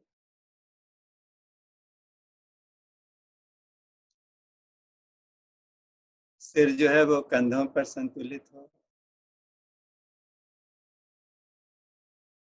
और आंखें बंद करें। एक बार मन ही मन पूरे शरीर को देखें, स्कैन करें। यदि कहीं कोई असहजता है या कोई दर्द है तो उसके प्रति सचेत हो जाएं और ऐसा महसूस करें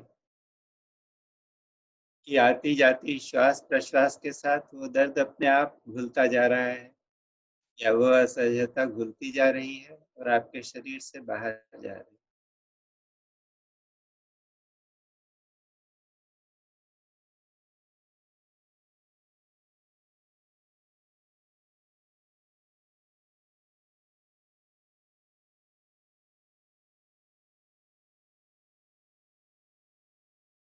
एक गहरी सांस अंदर लें और एक लंबी प्रश्वास बाहर छोड़ें। एक बार फिर एक गहरी सांस अंदर लें और एक लंबी प्रश्वास बाहर जाने दें। और एक बार पुनः गहरी सांस अंदर लें और लंबी प्रश्वास बाहर जाने। और अब अपनी स्वाभाविक श्वास प्रश्वास पर वापस आ जाएं।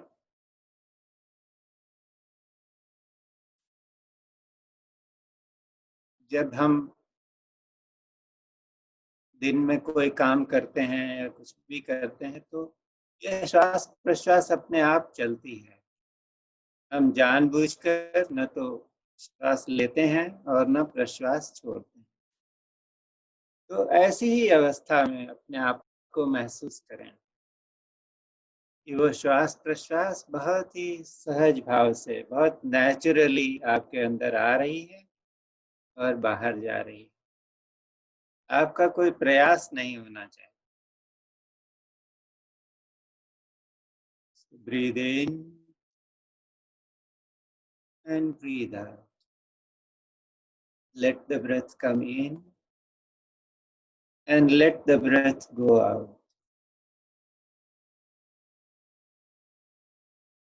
अपने प्रयास को अपनी श्वास प्रश्वास के बीच से हटाएं। बस सिर्फ इस बात के लिए चैतन्य रहें कि श्वास अंदर आ रही है और प्रश्वास बाहर जा रही है।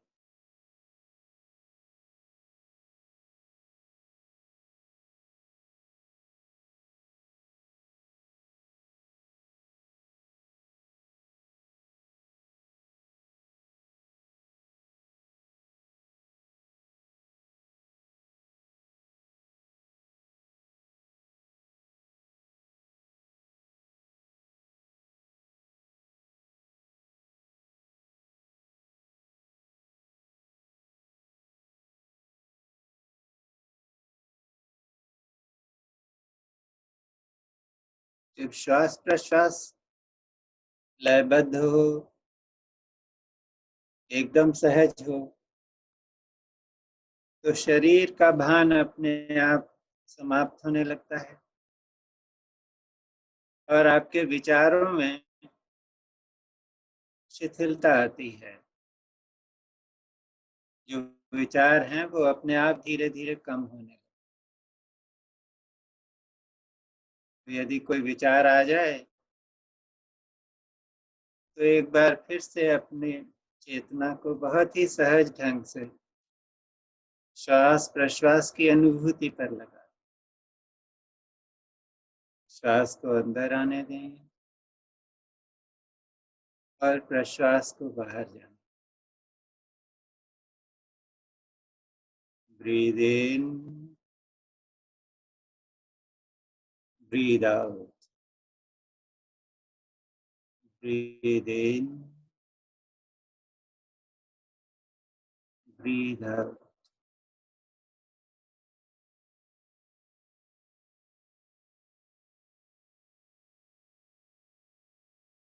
आपको लगेगा कि आपकी चेतना का कोई केंद्र है हृदय के स्थान पर, जहाँ पर अंदर आने वाली श्वास वहाँ आते आते समाप्त हो जाती है और फिर वहीं से आपकी प्रश्वास बाहर जाने को निकलती है। लेकिन वो जो केंद्र है वहाँ पर कोई हलचल नहीं है।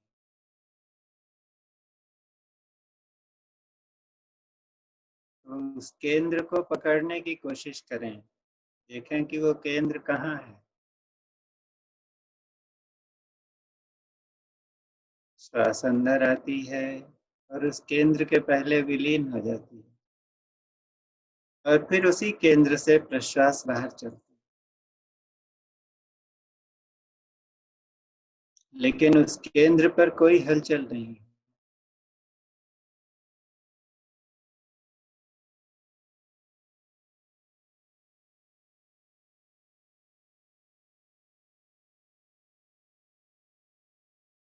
और यदि वो केंद्र पकड़ में नहीं आता है तो अपनी चेतना को सिर्फ श्वास और प्रश्वास की अनुभूति पर रखें। श्वास अंदर आती है,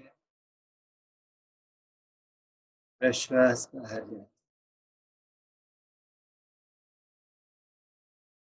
श्वास अंदर आती है, प्रश्वास बाहर जाती है। और यह घटना तो अपने आप घटित हो रही है।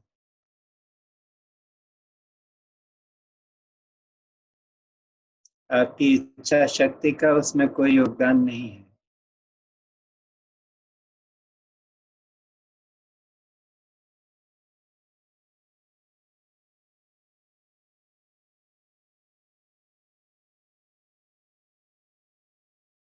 इससे जो शांति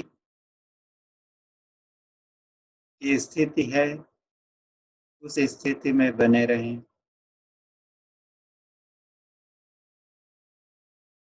श्वास और प्रश्वास के प्रति सजग रहते हुए।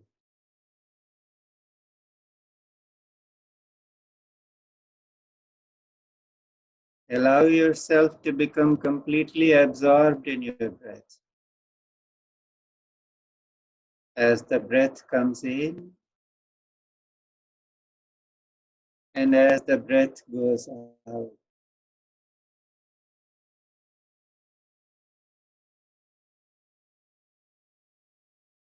Be present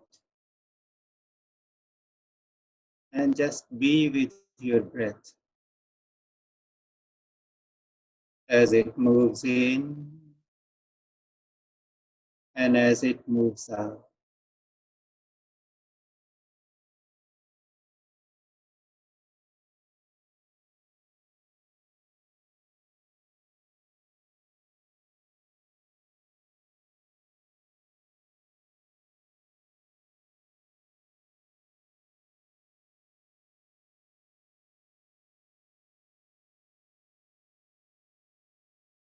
Let the experience of the body disappear.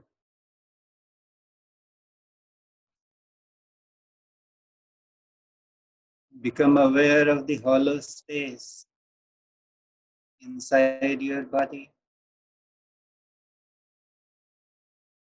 through which the act of breathing is happening all by itself.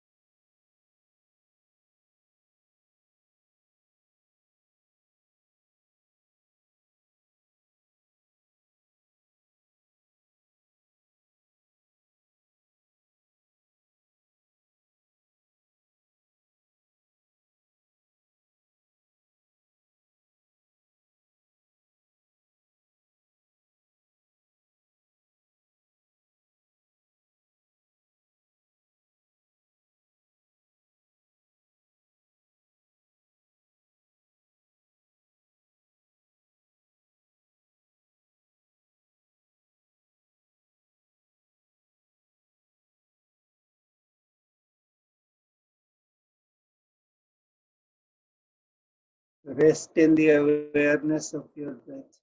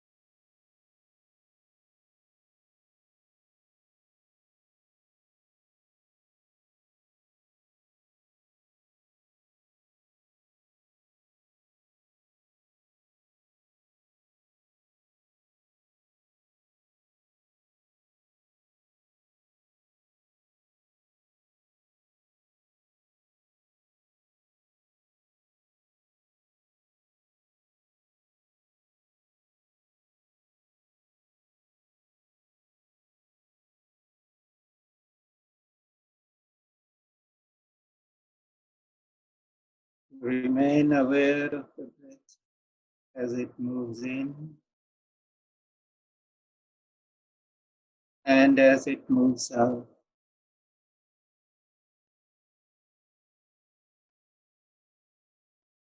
If any thoughts arise in your mind,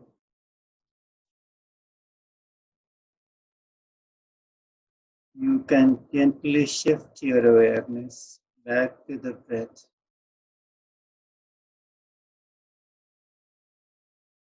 Feel the breath as it moves in and as it moves out.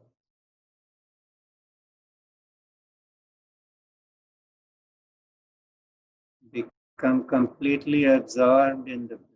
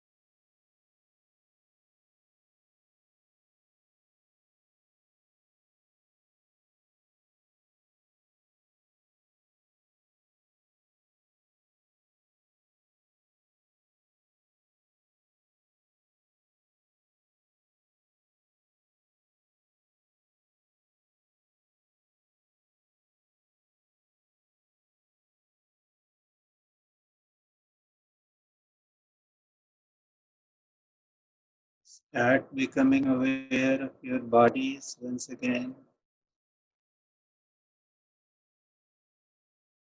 Take a few deep breaths.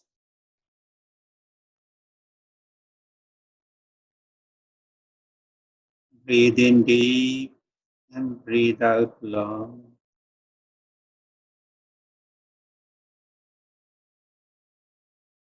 Begin to feel the movement of pranic energy in your body.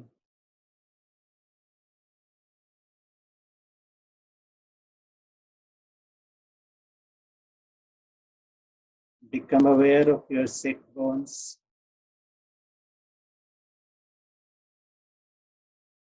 The way your hands are placed.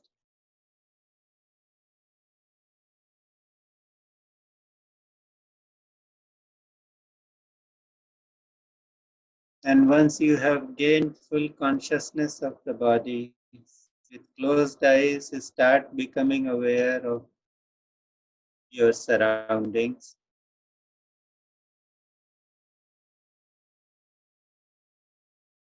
The sound of the fan, if there is any, or if there is any. Become aware of the things that are placed in your room. And when you are ready, you may please open your eyes very, very gently.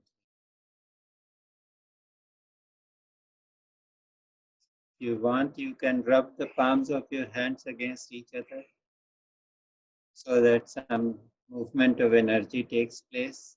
And gently caress your face and your eyes. And when you are ready, you can open your eyes.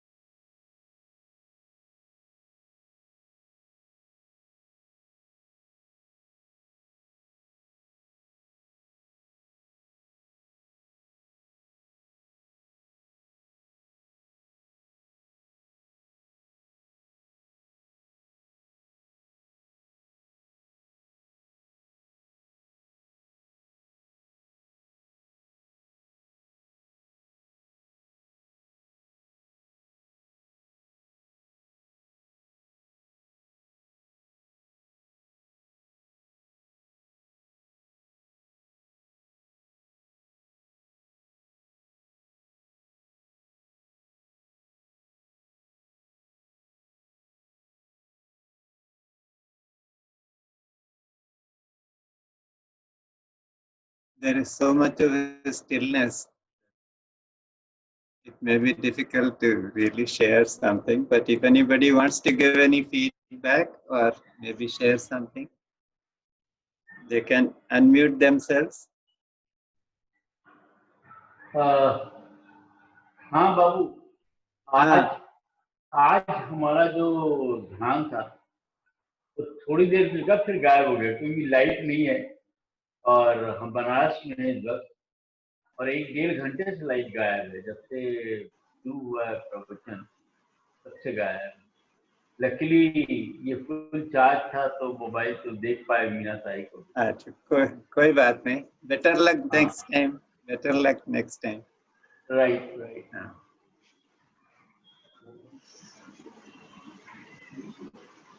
Anybody else? Hello. Hello. Yes. Shayla here. Yes. Please go ahead. Listening to Minatai was so much alive. It brought me in Sir's presence and reminded me of so many darshans with Sir. And the result was that all throughout the meditation today, I felt I was sitting in front of Sir in his house and meditating. There was very clear awareness about the breath coming in and out. And while that breath was coming in and out, this whole pranamaya kosh was just becoming pulsating with various visions and various colors arising, just like I don't know, the different colors kept on coming up again and again. And when you said bring your awareness back, that's maybe a seconds before that I heard Sir asking me, "Kasa hota, kasa vatla?" So it was very beautiful experience. Thank you. Thank you for sharing. Hearing Meenatai was quite an emotional journey for me also. It brought back to mind so many meetings.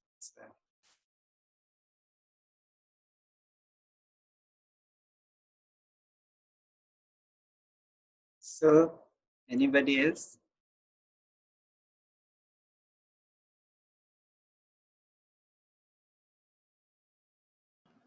I would like to say something, Padma.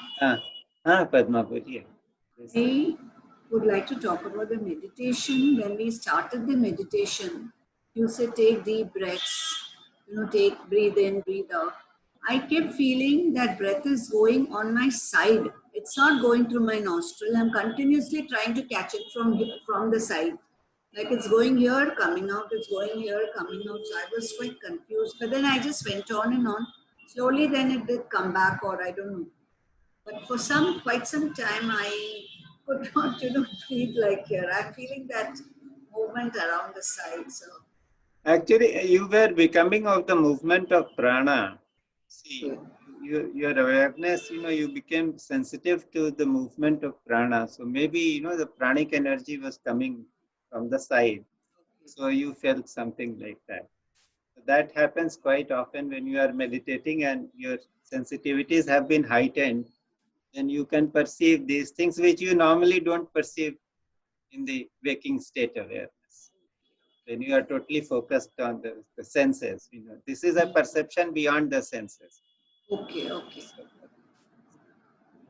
But how did you find the meditation? How was the meditation? Yeah, it was very relaxing. And actually, when you said now became aware of your body, that's when I was actually going deep and I felt I'm moving forward and I saw some stairs going and, there was a big path which I was trying to go. But I tried not to come out, even though you said come out, but I couldn't. After some time. That is a limitation we have here because we cannot go beyond, say, 20-25 minutes. Yes. And maybe you can try it at home with the video or with the instructions, and you can just sit for as long as. Yes, I'll do that. I keep doing that with the meditation links that you have given. So, anybody else, or we close now? GC भाई साहब कुछ बताएंगे?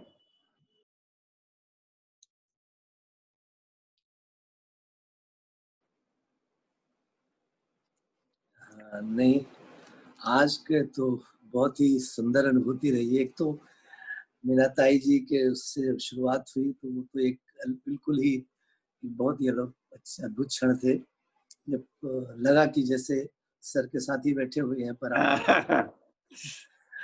और ध्यान में आज विशेष तौर से लगा कि सर बराबर मौजूद है। उनकी एनर्जी इतना ज्यादा फ्लो कर रही थी आज कि पूरे शरीर में, पूरे विश्व में। और पहली बार मुझे आज ऐसा लगा कि जैसे हम कहीं शून्य में पहुंच रहे थे, वहां पे जैसे बॉडी शरीर था ही नहीं। था ही नहीं उसका। हाँ, हाँ, और फिर आपकी जब वापस आने का तो ठीक है आवाज हुआ, लेकिन बहुत अच्छा आज का मतलब एक अद्भुत क्षण था आज। एक्चुअली जो ब्रेथ के लिए जब हम अपने जो ब्रेथ में जो प्रयास करते हैं सांस लेने का और छोड़ने का, वो प्रयास छोड़ दें, सिर्फ तो अपने आप हो रहा है उसको देखें, तो अपने आप वो हॉलोनेस की फीलिंग अंदर आने लगती है। हाँ, वही ये हुआ, शरीर है नहीं, ये सब हॉलो है, हॉलो वही। विच इज ब्रीदिंग, एंड बिल्कुल that is a very wonderful feeling, some great quite.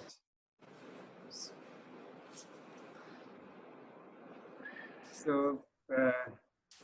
thank you everyone. Unless Emma, you want to say something? You are smiling. Yes, I wanted to say something. Good. आपने जो बोला कि you don't feel the body, so somehow it felt like it's a glass tube, bent glass tube है जिसमें breath आती है, फिर थोड़ी देर के लिए रुकती है and again it goes out. So body बिल्कुल भी feel नहीं हो रही थी. And I don't know, I felt I'm sitting on my dining table and I felt, you know, Soli ji sitting here and he's saying, Mara modu to jo. I don't know.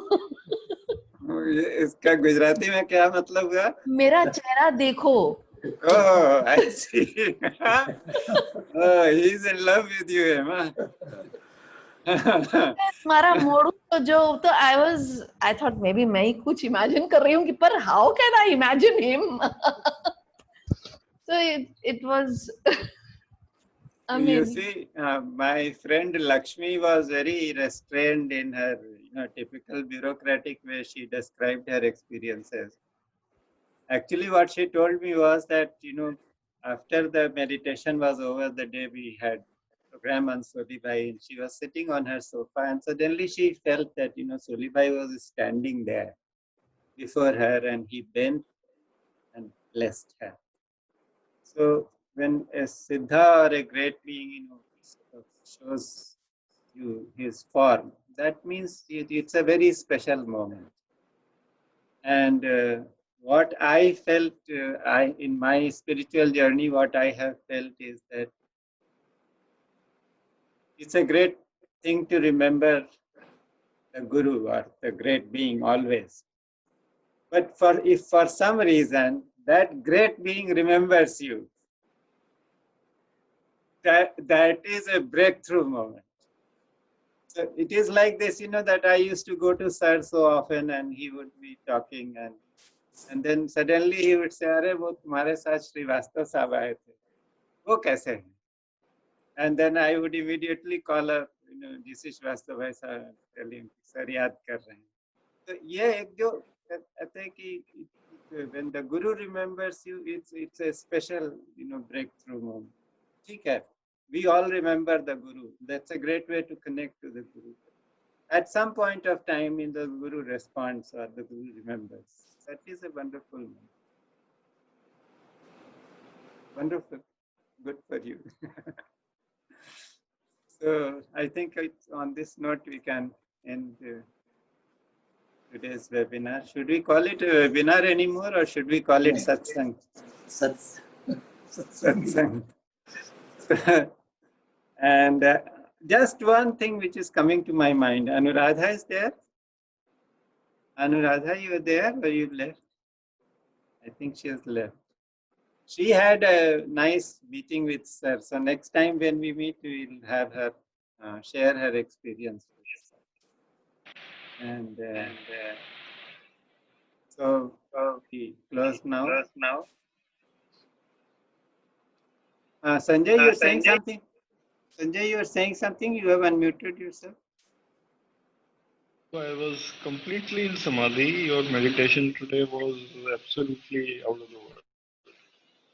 Thank you, Sanjay. Thank you. In fact, I had thought of something else to do today, but the gurus are, just playing with me. So when I started giving the instructions, the inner guidance changed the kind of meditation that I was going to ask for. So that is the Mule Sir's grace. Thank you. And so we close now. Om Sahana Bhavatu Sahanau Bhunaktu Sahaviryam Karavavahai Tejasvinavadhitamastu ma Vidvishavahai. Om Shanti Shanti Shanti. सद्गुरुनाथ महाराज की जय।